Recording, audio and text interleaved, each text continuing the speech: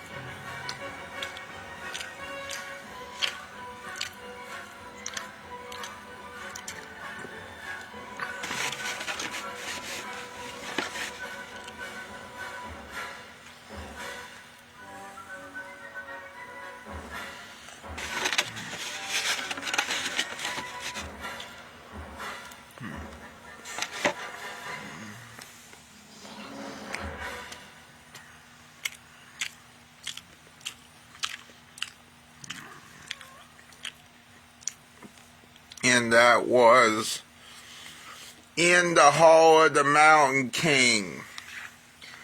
I think originally by Edward Gregg. I think it's how you actually say his name, I don't know.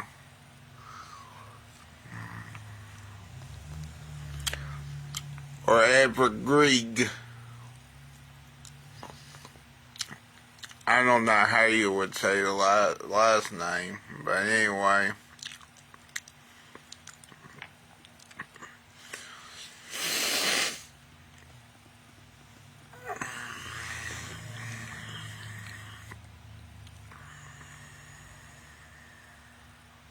It's kind of like that one time I said Edgar Degas, which I think is right, but it's not the Goss, it's Degas, I think.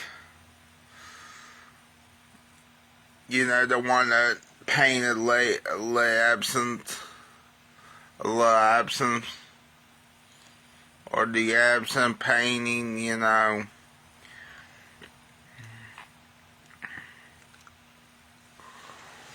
Hold on, I'm trying to think of what to talk about. I woke up just an hour ago. I'm still trying to wake up.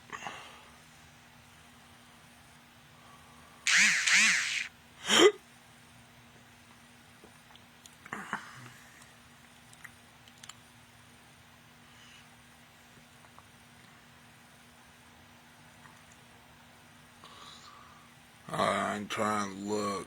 Oh, here's one. And then a little tiny pinch of the God particle. Wait, what now? This is 50 plates in 50 states, a series where we cook our way across America, one iconic dish at a time. Today we're yes, MJF, you are the chef. Inside the state, also know and love. Now, in my opinion, this sandwich is beautiful because of its simplicity. So today we're kind of going to take that mantra and run with it to make our version, starting with Le Boeuf. One of the original places that makes the French dip, they use roast beef to make their sandwich, right? Specifically bottom round roast. The thing about bottom round is that it's quite lean.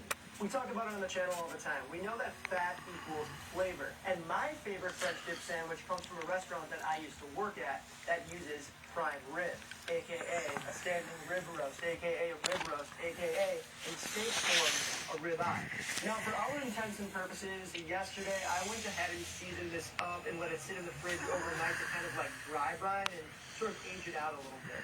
All I did was take about 2 parts kosher salt, 1 part black pepper, and then a little tiny pinch of the God particle, aka MSG. Just rub it all over the beef hunk. You can be really heavy-handed with this. This is a huge chunk of meat that can really take a lot of seasoning. Once you get that done, pull it out of the fridge a couple hours before you want to roast it, and boom, here we are. I'm going to probe this thing with a therm right in the middle, making sure it doesn't touch those bottom bones. I'm going to stick this in a cold oven, then turn it on to 300 degrees Fahrenheit, and let this thing cook until it's perfectly rare. Because it carryover cooks, this thing's a big roast, it's going to rise 5 to 10 degrees. And if it's still a little rare, it's a French dip sandwich, baby. We want that rosé. We want that pink. Besides the jus, this is really our one and only hero condiment. I think the sandwich is best when you really don't try to do too much. A great French dip sandwich is always going to be primarily focused on the beef. And the horseradish sauce should bring a bit of creaminess and heat, and that's really it. In a mixing bowl, we're going to add in our creme fraiche. All that is buttermilk and cream. So we're going to add some mayonnaise. Our prepared horseradish. I've chosen prepared horseradish because I like it more in sauces than fresh. Just a little bit of Dijon mustard, a dash of white wine vinegar, a healthy pinch of kosher salt, and some black pepper. If I would Dijon mustard. Oh, almost forgot. Chives. Oh yeah, nothing like some dicks. If you've never made creme fraiche, it's super easy. I'll leave a recipe for you below. I think I have a video on it as well. It's super creamy and rich, so it combats that super peppery and that nasally heat from the horseradish fantastically. I also like how it's kind of got this almost like salad dressing consistency. It's really nice on the beef and dipped into the beef. It like adheres to it well, and it's not too like cakey. All right, we're gonna get this in the fridge to chill, and while that happens, let's pump some context into what we're doing here. When you hear French dip, you probably assume that it comes from Paris, maybe from some elegant cafe that invented dipping. But no, this thing was born right in California. It shows up in early 1900s LA, a city full of French immigrants who ran bakeries and cafes. French-style bread was everywhere, which is actually why it's called the French dip. It's the bread. From there, things get a little messy. 2 restaurants, Philippe the Original and Cole's Pacific Electric Buffet. Both opened in 1908, and both claim to have invented the French dip sandwich. Philippe's claims that the owner accidentally dropped a roll into hot beef jus while making a sandwich for a cop. The cop loved it, came back to the restaurant with his buddies, and boom, the French dip was born. That's one theory. On the other side, Cole's claims that their chef dipped the sandwich on purpose for a client who had sensitive gums. You know, just for that kind of softer bite. There's really no proof either way on who invented the sandwich, which is why the feud has lasted over 100 years. There you have it. Beef facts. We're all about beef facts on the channel. Beeffacts.com. Au jus is to beef stock what fortified wine is to regular wine, if that makes sense. To kind of drive home that beefy flavor, I'm using beef tallow, right? Instead of butter or oil, we're going to use a little bit of tallow. Because our stock is actually a mixture of chicken and pork stock. It's not beef stock. Beef stock would be best practice. I just didn't add it. To help us achieve that color, we have some dark soy sauce, red wine here for both flavor and color. It's going to darken things up. And then a little touch of some sherry wine, which is optional. Then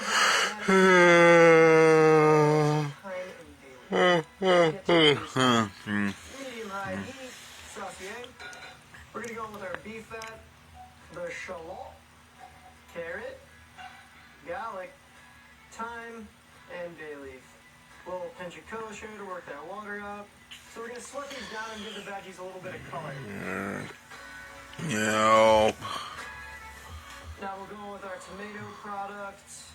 We'll mix that around, and that's going to start to caramelize and give us an even more developed fond, which is what we're going to harvest for flavor. Now we'll deglaze with the red wine and the sherry. We're just going to harvest that fond by scraping the bottom, and we're going to reduce this to set or dry.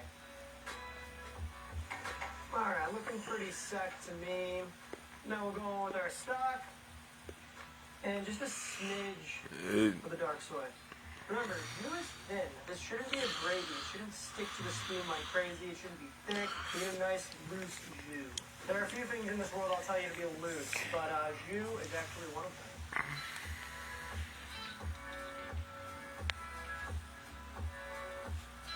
That's the drip we're looking for. Every spot has a slightly different way of making a French dip sandwich, and the bread is no small part of that equation. I want a bread with a soft crumb that can adhere to the beef, but not too soft like white bread. It should be crusty, but not too crusty like a traditional French baguette. But it should be as substantial as a traditional French baguette, but not quite as light as, say, a banh mi baguette. So for that, I like this. This is just kind of like a regular old grocery store baguette. Lock and load, or as I like to call it, stroke it. Crusty enough where it can stand up to the jus and kind of cradle our book, but it's not going to be something that you have to fight. Stroking his bread. Your mouth, right? This is sort of a great in between.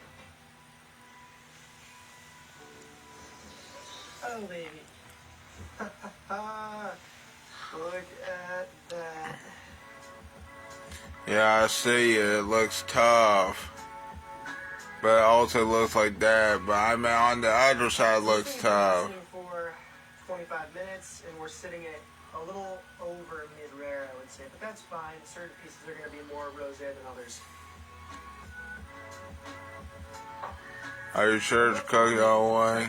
So we're going to remove those. We're going to come right under the bone here and just release this from the roast. Look at that beautiful right off the bone there. All that meat and fat has just been insulated. So now you have your ribeye chunk and your beef bones, which we will not be using today, but I can assure you these things are delicious. Hold on to these. Please do not throw those out. Gnaw on those. That's for the cook. So I'm going to cut a little bit of this fat off the top here. It's kind of done its job. It's kept the moisture in the beef, protected it. I'm just cutting all these crusties off of it now. Prime rib is supposed to be pink, not crusty. It kind of goes against the mantras that we preach here on the channel, that brown food is flavorful food. So at this point here, a sharp knife will get the job done, but I'll do you one better.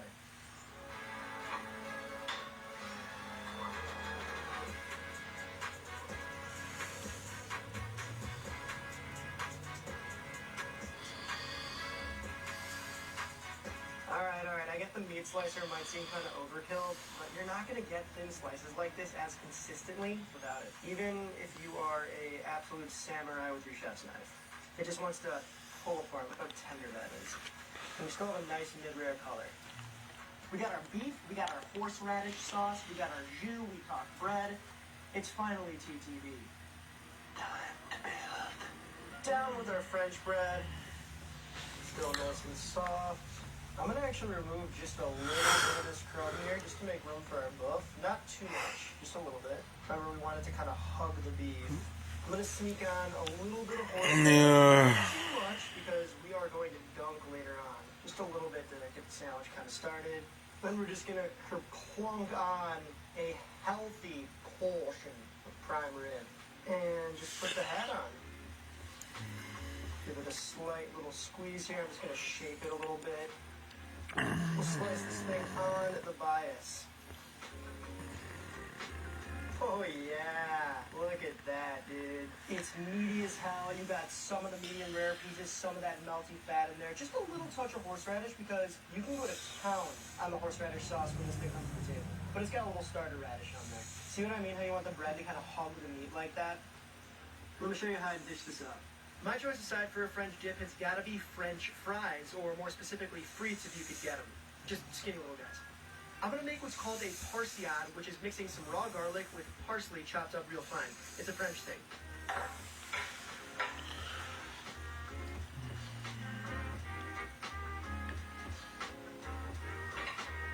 Ta-da!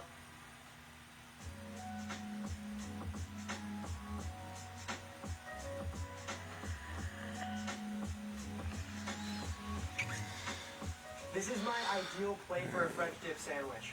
Ooh, chunky beef and good. This triangle piece right here is the best bite, I think. One of them at least. It's soft, but it's not too soft, and this thing's gonna be fantastic when dipped in there.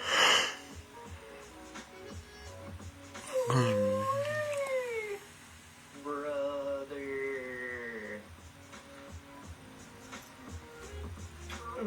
Wow, that brings me back, man. The beef is melty, nothing fights back at you. Your teeth just break through all the protein, and you get that little hint of the horseradish, but in my opinion, it always needs a little more. That's a bite, baby boy. Gosh dang. And the french fries, just a little bit of garlic, a little bit of parsley. It just makes them so great. It's not too heavy like truffle fries or like Cajun fries, which I also love, but for this, the salty is nice. Quick little note here, a lot of places will put cheese, mustard, or all of the above on their French dip, and I just think that defeats the purpose. It's a very soft sandwich, there's not a whole lot of textural contrast going on in here, but the beef is just so good. The thin jus, that thick, creamy, like nasally horseradish, it's addicting, man. Yeah, if I'm being a barbarian, that's how I'm eating it.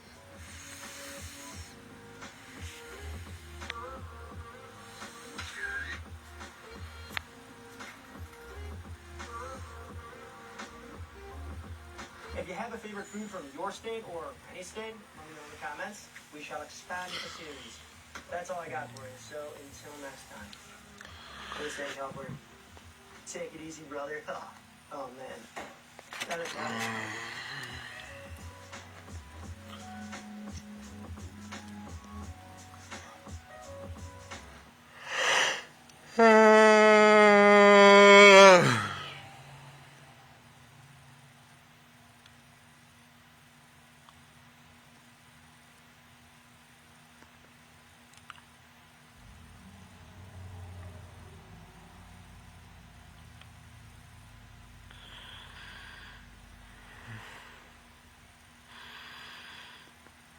A minute.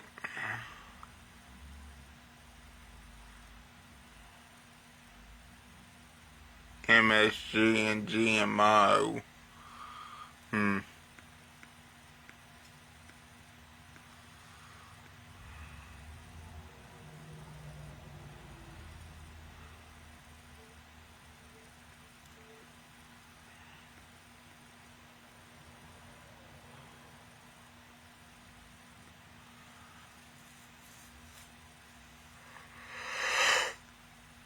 If you've ever eaten a Milano cookie and thought, this seems too elegant to have been invented on purpose, congratulations, you're right. The Pepperidge Farm Milano is one of history's greatest culinary whoopsies. Right up there with the chocolate chip cookie, potato chips, and whatever eldritch cluster created spray cheese. So, today we're going to be taking a look at how Milano cookies were invented.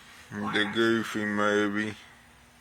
But before we get started, be sure to subscribe to the Weird History Food channel. After that, please leave a comment and let us know what other iconic cookies you'd like to hear about. Okay, Cookie Monsters, here we go.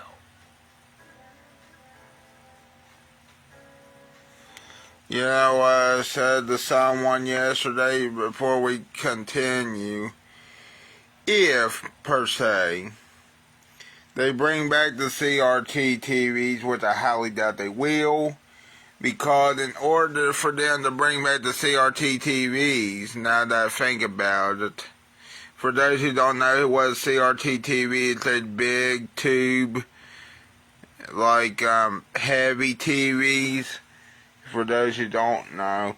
Anyway, as for that, if they do bring those back, which I think they were on display at the Consumers and Electronics Show out in Las Vegas, by the way, but I think that was just for display only, just to show off what technology has gone away from now or whatever. And then now they do bring them back, I hope they add like some stuff to it. Okay, like make it look old, but also look new too. Yeah. Make it look new. Yeah.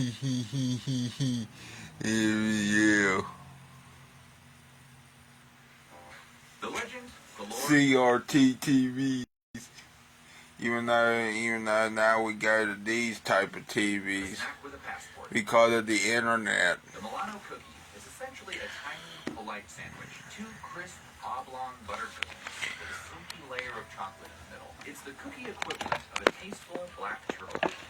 It's elegant and somehow appropriate for all occasions. Oreos are for dunking, and Chips Ahoy are for inhaling during a crisis. Milanos are for nibbling while pretending to understand.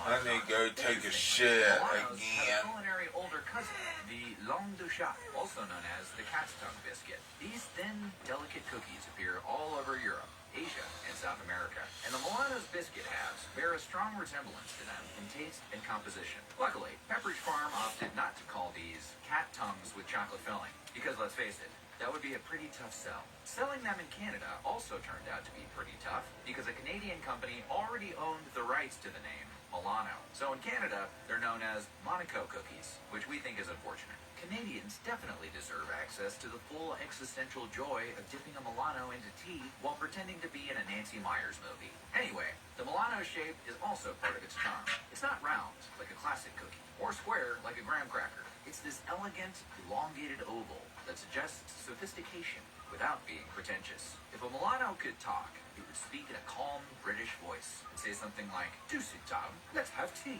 While an Oreo would just yell, "Twist me!"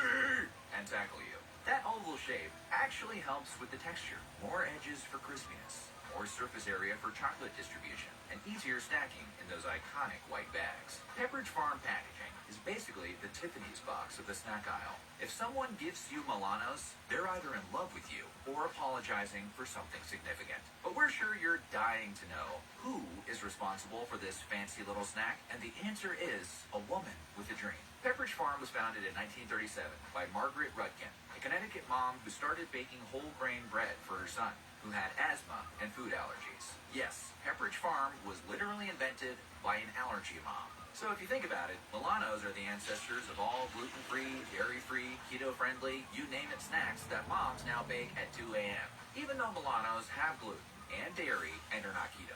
Anyway, Rudkin's bread was so delicious that local doctors began recommending it to other families. She started selling it in grocery stores, and by the 1940s, Pepperidge Farm was shipping baked goods throughout New England. By the 1950s, Rudkin added cookies, inspired heavily by European treats she encountered in France. This is why so many Pepperidge Farm cookies have vaguely European names like Bordeaux, Brussels, Geneva, and of course, Milano. Today, Pepperidge Farm is owned by the Campbell's Soup Company, which sounds weird at first. But then again, corporations are like Pokemon. They evolve into increasingly bizarre forms that no one saw coming. Few of them, however, are as cute as Pikachu.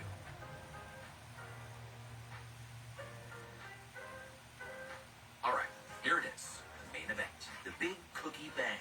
In 1957, Pepperidge Farm was developing a new product called the Naples. The Naples was an open-faced cookie with a slick of chocolate on top. A delicious idea, except physics said otherwise. When Pepperidge Farm shipped the Naples cookies to warmer southern climates, something tragic happened. The chocolate melted, and the cookies stuck together. Customers would open the box and find accidental cookie sandwiches, which is adorable in theory, but a shipping nightmare in reality. So, Pepperidge Farm had two options. One, fix the problem, or two, pretend there was no problem. They chose door number two, the same door behind most of capitalism's greatest inventions, and said, "Nuh-uh, we meant to do that." I meant to do that. Then they simply added a second cookie on top, turning it into an intentional sandwich cookie. Thus, the Milano was born. And the name, like many Pepperidge Farm cookies, it follows their tradition of naming products after European cities. Why? Because Margaret Rudkin loved Europe. And also because Texas in July cookie melt crisis solution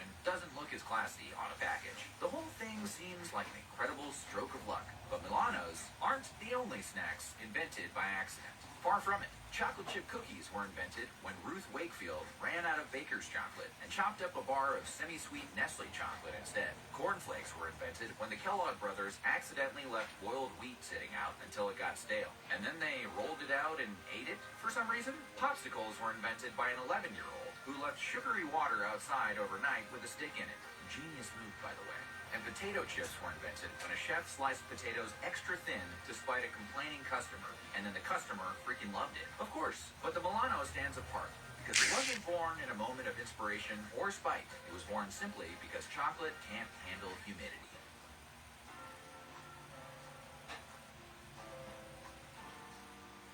The Milano debuted in the late 1950s and quietly worked its way into grocery stores across the United States. While the exact date it hit shelves nationwide isn't well documented, it became a standard part of Pepperidge Farm's European-style cookie line by the 1960s and 70s. Was it immediately a bestseller? Not exactly. Pepperidge Farm cookies tended to be seen as premium, which in grocery store language means the shelf your mom wouldn't let you touch. But by the 1980s and 90s, Milanos were climbing the snack food power rankings, and it was no accident. In the late 90s, Pepperidge Farm made a major marketing pivot. Milanos were no longer just cookies. They were private indulgences. Ads targeted women who were tired, stressed, and in dire need of a treat that no one else in the household was allowed to eat. One tagline essentially boiled down to, hide these cookies from your family. You deserve them.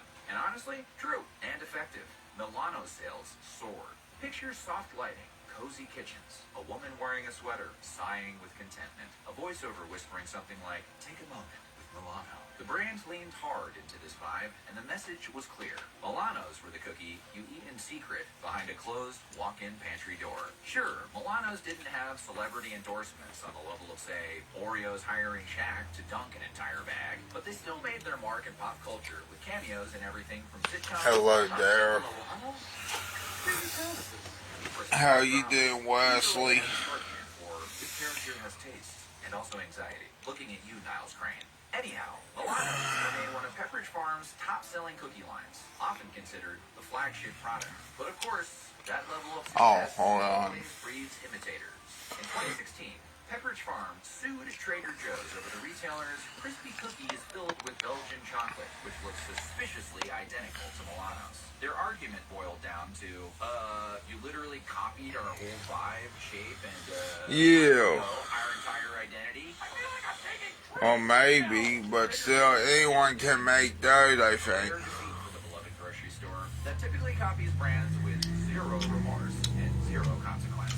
As far as scandals go, this is the biggest Milano controversy on record, other than a few angry Reddit posts over the years, which is honestly impressive. For a product that's been around for almost 70 years, the worst thing it's done is be inspirational enough for Trader Joe's to try and copy you? Pretty good.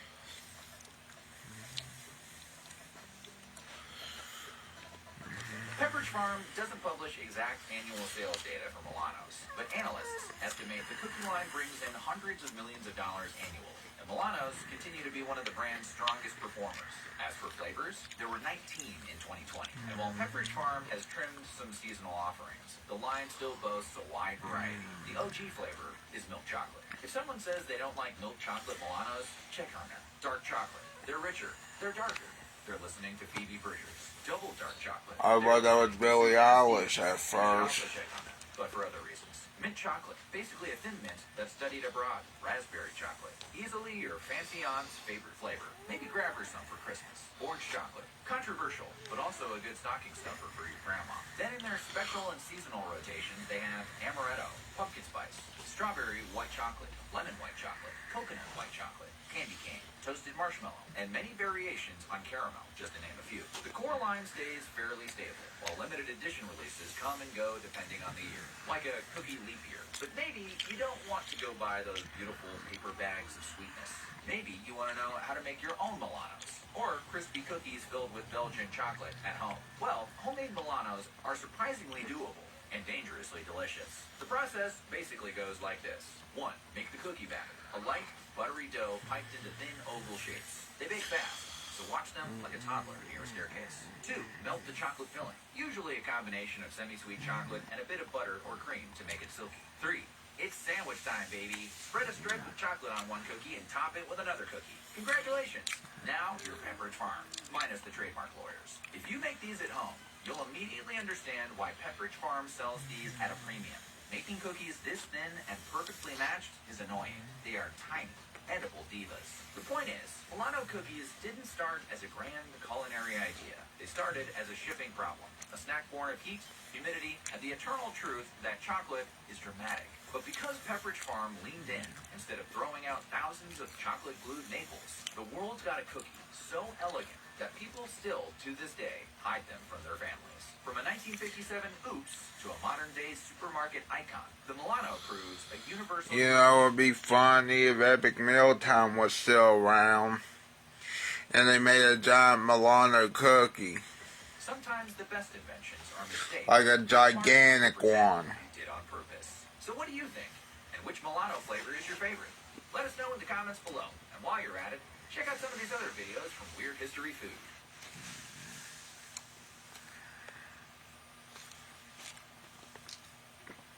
Has Epic Mealtime made another video? I'm just wondering. Let me look this up.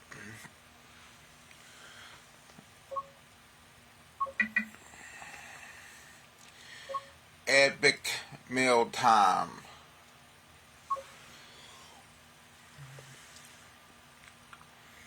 I'm just looking real quick. Epic Mealtime should return, I will say that. But they won't, because even though they've been around, they were around from, I guess, 2010 to 2022, I guess. I don't know what happened to them, to be honest.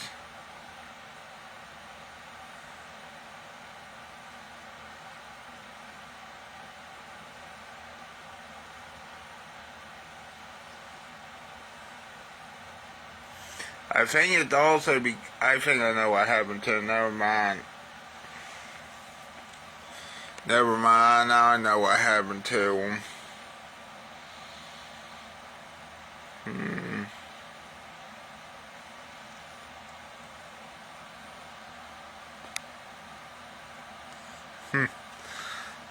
That's interesting.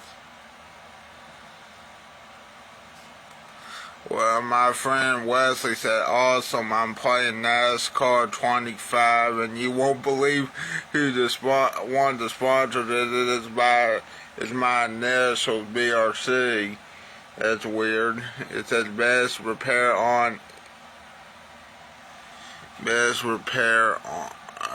company incorporated, I guess. That's interesting. I found that.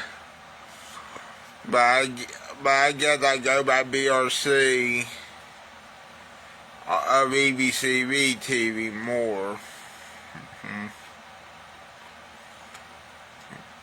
Hold on a minute.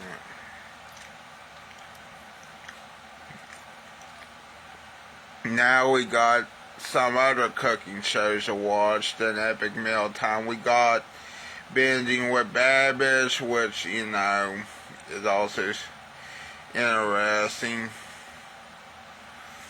I mean, I guess, in a way, Epic Mealtime started the trend and ended the trend too of big foods and bacon and whiskey trend too. Because they went on high on the bacon trend apparently, but then they went to the Jack Daniel's whiskey trend too, I guess. Bacon and whiskey trend. Good thing when you cook alcohol, it gets rid of the drunkenness part of the alcohol.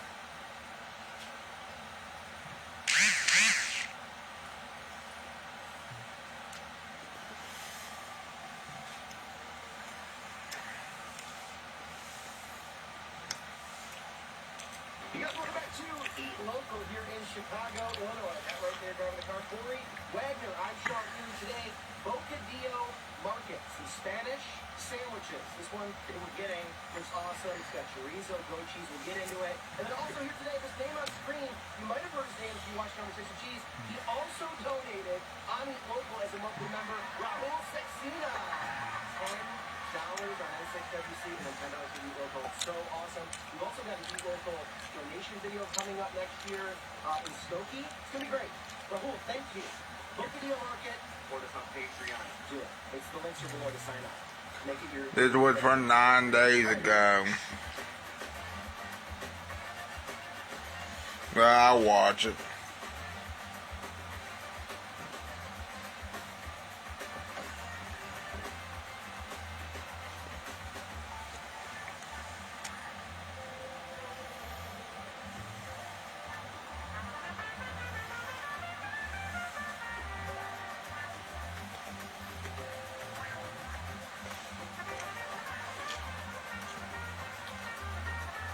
What's up, man? How are you? Good to see you. How you doing? Was there a sandwich that had chorizo and roast? Yeah. Yeah, I want two of those. Thank you so much. Happy holidays. Have a great one.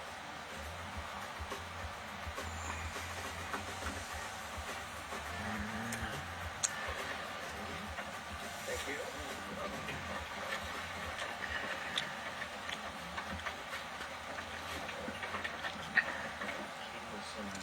Yeah. I think this is aioli, he said, and then maybe like a harissa pepper. And then he gave us some potatoes.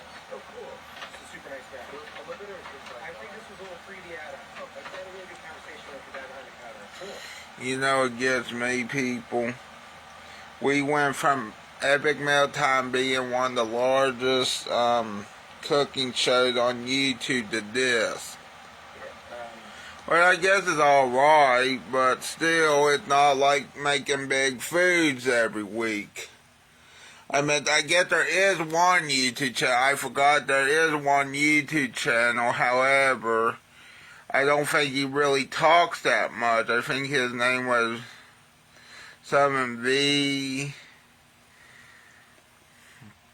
I'm trying to think what VZS, I think. Oh, VZ. I think this was the one. Okay, now I remember.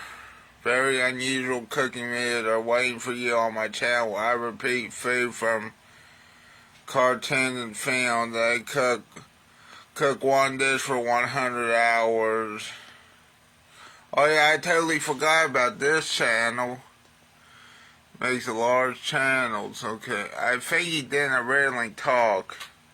See what I'm saying? Kinder Deuce. Or at least it's not that Kinder Surprise eggs. I don't think. Just...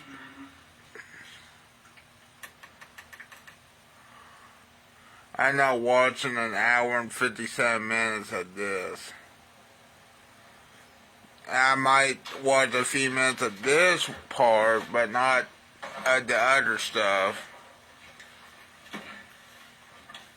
Does this guy ever fucking talk? Is there a different one?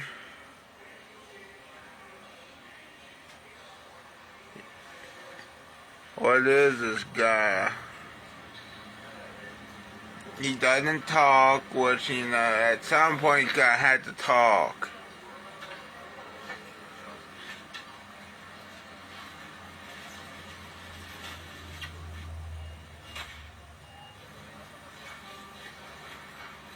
You. What the fuck, man? You are disgusting, man. For that part, you are. Of course he does that, too. Fuck you, man. Oh, he's got gloves on. I thought he didn't have gloves on. I was about to say, now wait just a goddamn minute. He's not wearing gloves, but he's wearing gloves, sorry. Sorry about that, dude. That's why you weren't. That would make me so pissed if he didn't wear gloves. Well, he must be rich or something. What was that? I can't tell. He going too fast. Okay, I know this is a 40-some minute video, but here's the other thing. He needs to talk. In order to have a YouTube video, also, well, I guess he could have it he can have it no matter what, but still, I think in order to have a better YouTube video, you gotta talk. I think the reason why this guy doesn't talk is because he wants to do ASMR 1, that's number 1. Number 2, he's deaf. Number 3, he's from a country that doesn't speak English, I think is what the thing is. I don't know what it is, but one day we'll probably find out. I mean, this would all be good, you know, and he looks kind of handsome too. If I was gay, I would date him. Maybe. I don't know. Who the hell knows?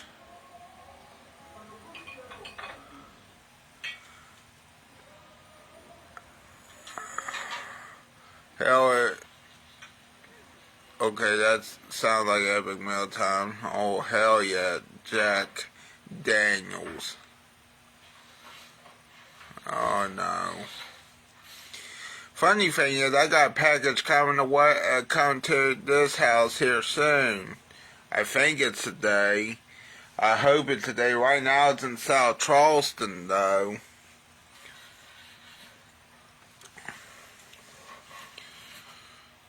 Sea urchins. Have you seen a sea urchin on SpongeBob? They look better, even though they're supposed to be not good to eat. I heard the sea urchin was actually poisonous. Be careful with the sea urchins, okay, dude? Crab legs or lobster legs? No, crab legs. Now that's a lobster. Okay, there we go. Where the fuck that is? Cod.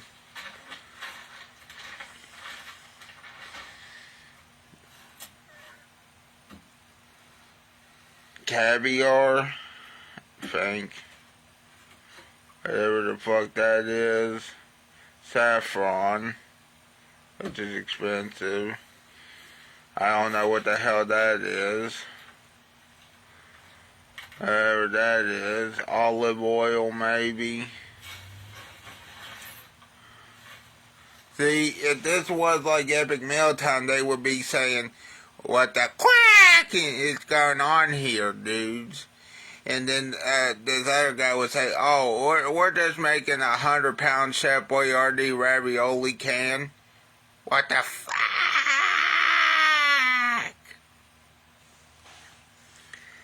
Of course, they didn't censor that part, but still.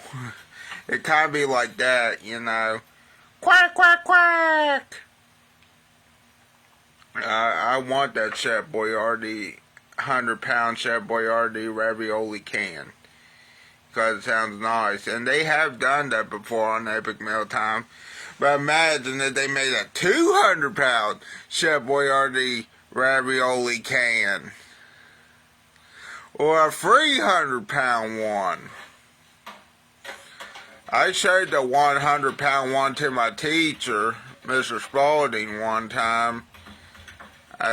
For a few minutes, you know, I thought he was going to get mad. I think he actually enjoyed it. However, I don't think it was, even though they were censoring it somewhat, I think the part where he was chasing the ravioli down the street, you know, like that one commercial of Chef Boyardee ravioli where it's rolling to the house, and then Harley Morty was like, I got you, you summon looking bitch. And I think he stopped the video right there because he didn't censor that part. Well, I gotta remember it was at school when I showed him this, but I found it funny. Of course, I probably should have shown him that video, but at least it's better than showing him a Jeffy video. Or, hold on, I'm trying to think what else would have been better than showing. I guess it'd be better than showing the Djibouti Dubs video, too, I guess, in a way. And I guess people need to cook, too.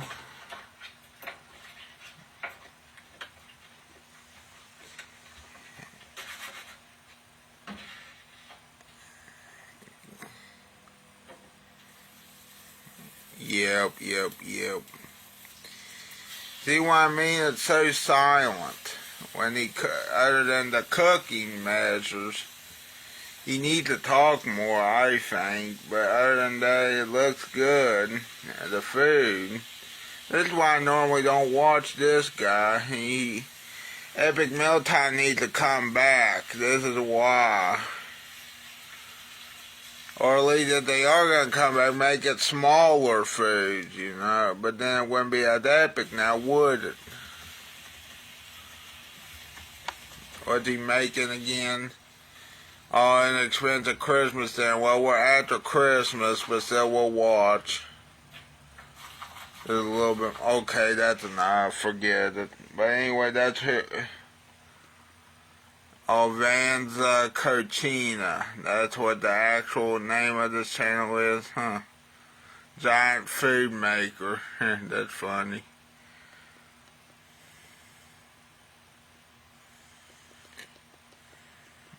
Okay, I think I found a better video. Hold on, how long have I been on here for? 46 minutes, okay. Garlic. It is over 1,000 Garlic. years old ingredient. When garlic is crushed. Garlic. It keeps the vampires away. Garlic. It is over 1,000 years old ingredient.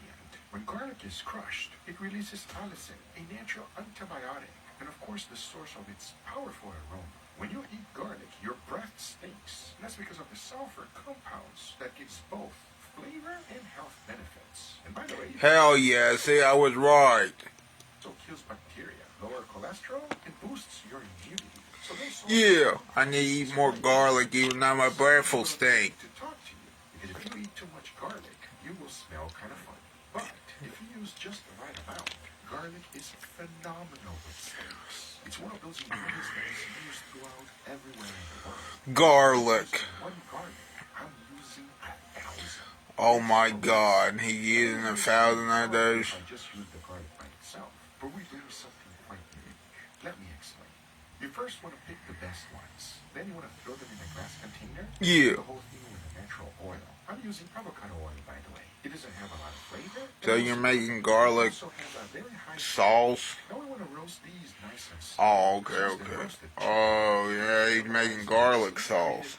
Not garlic butter. Producing something incredible. And if you've never had garlic confit like this, you should. And since I have a generous amount of it, here's how I'm going to be using these. Generous, huh? Looks like too much of it. There's going to be some beef. These are beautiful New York strips straight from Riverbank Ranch. They're nicely well marbled, prime grained, and beef raised in America. I just love these steaks. And here's how it's going to work. One of them I'm going to be reserving for something crazy. These are the two I went ahead and seasoned them with salt and pepper. No garlic powder is needed today. I'll set these aside because I'm going to make this. Now you might think it's a sauce, but no. Check it out. Into a bowl I threw in a lot of garlic, followed by salt, black pepper, onion powder, some paprika, and Okay, so we have a lot of garlic. We got a lot of salt, black pepper, onion powder, paprika, and what else? Oh, cayenne pepper. mix this. It's not going to work. So you can either put it on You know what else gets me, people? That's a lot of ingredients. food processor or At least they're good ingredients, I think. because once you have done so, you're left with That's the interesting. most incredible garlic spread ever. Believe me when I tell you, friends, this is delicious in bread, burgers, or we're doing something crazy. You mean to tell me I could make, what the ingredients again? I forgot. With salt and pepper. No I mean, not for the steak. We know what the steak's probably gonna look like. Now you might think it's a sauce, but no. Check it out. Into a bowl I threw in a lot of garlic, followed by salt, black pepper, onion powder, some paprika, and cayenne pepper. Now if you try to mix this, it's not going to work. So you can either put it in a food processor or use a hand blender. Because once you have done so, you're left with this. The most incredible garlic spread ever. Believe me when I tell you, friends. This is delicious in bread, burgers, or we're doing something crazy. Don't tell me. I want to make that part, but not what he's gonna do with the steak, probably. It was 225 degrees Fahrenheit. Now I grabbed some of that spread we previously made and threw in some flour and cornstarch. Whisked that up real good until it became a batter. By this time, my steak was fully cooked in the smoker. And obviously, as you can clearly see, it needs a crust. So that's where that 1,000 garlic comes in. I encasing the entire steak with it, creating a better... You know, I bet Billy Bob Tanley sold it. I don't know if he still does reactions to these, but I think he doesn't like food reviewers that well. Oh, garlic. I do. Now, the avocado... However, he probably doesn't like them because I think they've overdone it on YouTube. reserved from the... I don't think they overdone it yet. I think they're getting there. roasting. I think they more overdone the food challenges on YouTube more. Hell, I used to watch an Asian girl that was a competitive eater called Raina Huang. I think it's what her name was. And Raina, it's crazy. Huang, you know, did these food, that's what her channel was called, Raina's Crazy, I think. And I used to watch her. I need to watch her again. But I choose to watch Randy Santel, which is her friend, I think. I choose to watch other competitive eaters like Nathan Ferreira. I think it's how you say his name. And I'm trying to think what another one was.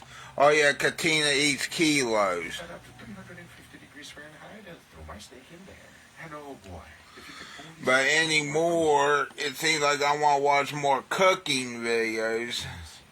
I mean, I do food challenges and I do eating contests, but that's on my own terms. Well, which turned out in the And that's when I don't do it all the time. I rather cook. not expected. You'll see what I mean real shortly.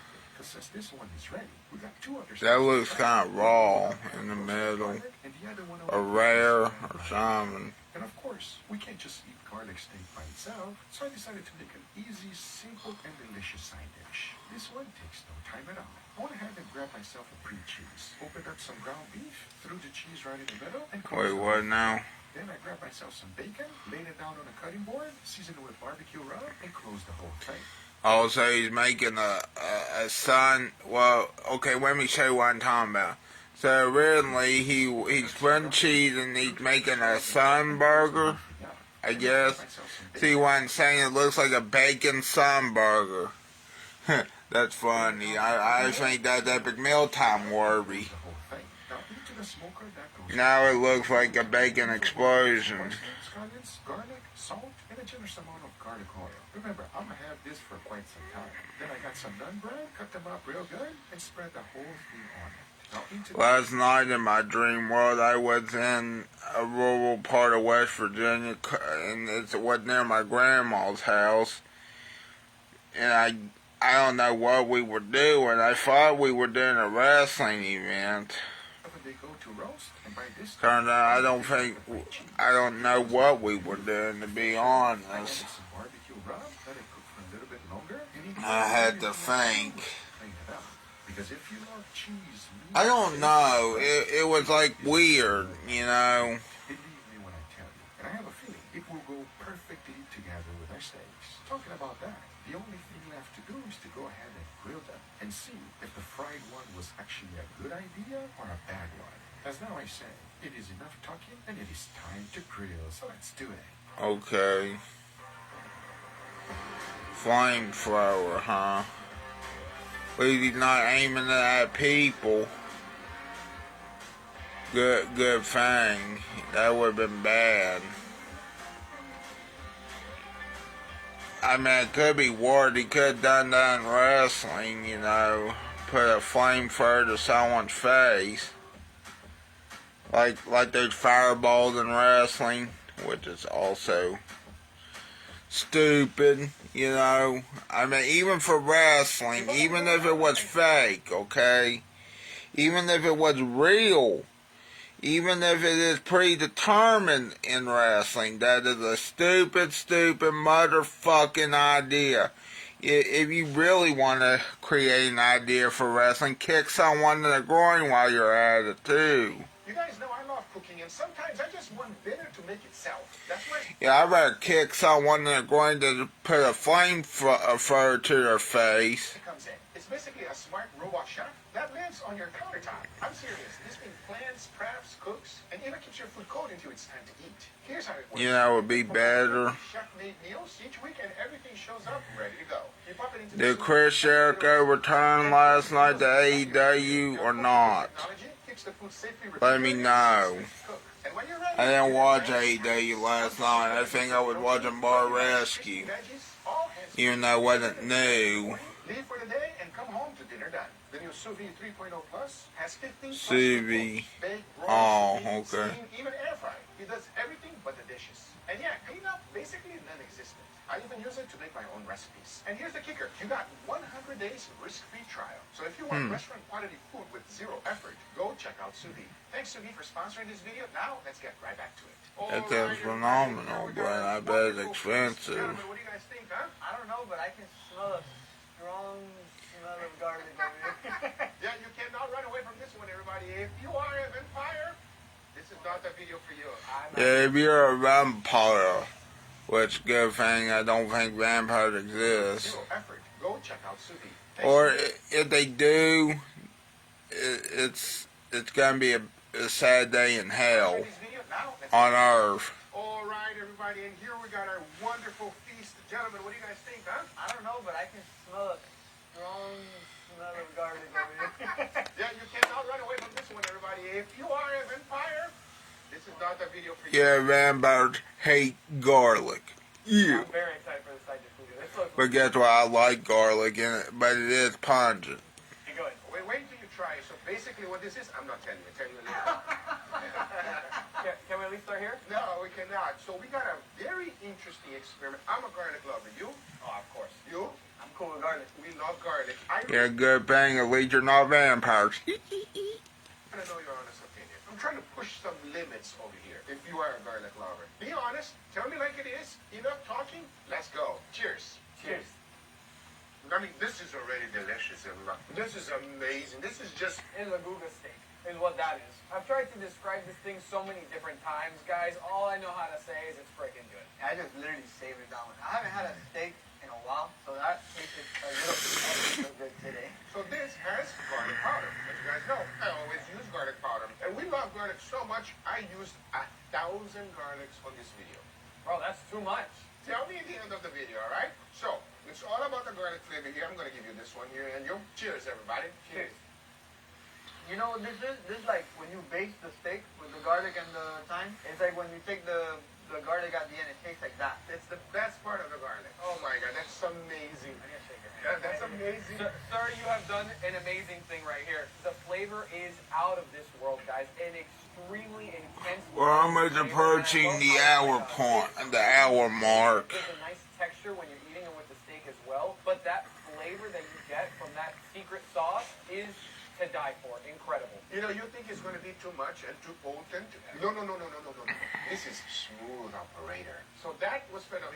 I like this 100 times more than the first one. You? I agree as well. I can't imagine that there's 1,000 garlics in there. It is. That's actually crazy. It doesn't taste like 1,000 garlics, guys. It tastes freaking good. However, this one, it's even more. I'm excited. But before we try it, I'll grant you your wish. Yes? Yes? Yes. We got a brie cheese here with some extra flavor. All right, let's give it a try. Cheers, everybody. Cheese. That is nice. A little smoky. Mm-hmm. A little bit of sweetness too. The garlic comes through, the brie comes through, the sweetness and smokiness of the bacon comes through. And like when you go to bite it, you can feel the gooey cheese. Like, dude, this is nice. Absolutely amazing. Highly recommend. Give it a try. You won't regret it. But now, can we go in for some more garlic? Because I don't think we had enough garlic on this video. Enough. Let's give this one a go. Cheers. Cheers. It's a few little bites that taste kind of burnt, huh? Yeah, like a little bit bitter. Yeah, definitely bitter. It almost tastes and smells like the garlic burned on the crust a little bit. And it's kind of weird because on this version it was like thick and creamy. This is kind of like... Burnt and crispy and dusty. It's grainy, yeah. It's grainy, it's sandy. Has a very different mouthfeel, which to be honest, I don't really like. Oh no, that's not good. I don't like it at all. I think the garlic burnt. Yeah. 100% it's burnt, right? It's not very, it's not pleasant at all. I was going to say not very pleasant, it's just not pleasant at all. No, that one's not fun to eat. This is so much better. It's not an extra step. This one has to be deep fried after you do it, though. It's even more work. Forget about this one here because the real winner is The second one. second Oh my steak. goodness. There's nothing that's gonna beat that. the best part is you can make a bunch and save it. Thank God. I want to put that on everything, on bread, on sandwiches, on even chicken. Yes. You want chicken probably. Talking about chicken, shout out to George's Kitchen. My brother, you inspired me to make this video. We like the spread better, the deep fry. Not so much. The spread is so So those are the results. I hope you guys enjoyed this video. If you did, hit that thumbs up. If you're not a subscriber, be sure to subscribe. And I'll see you guys on the next one. Take care, buddy. Bye-bye. And I will see you later too, because here the fine people, we're already at the hour mark, so I better say bye. Bye.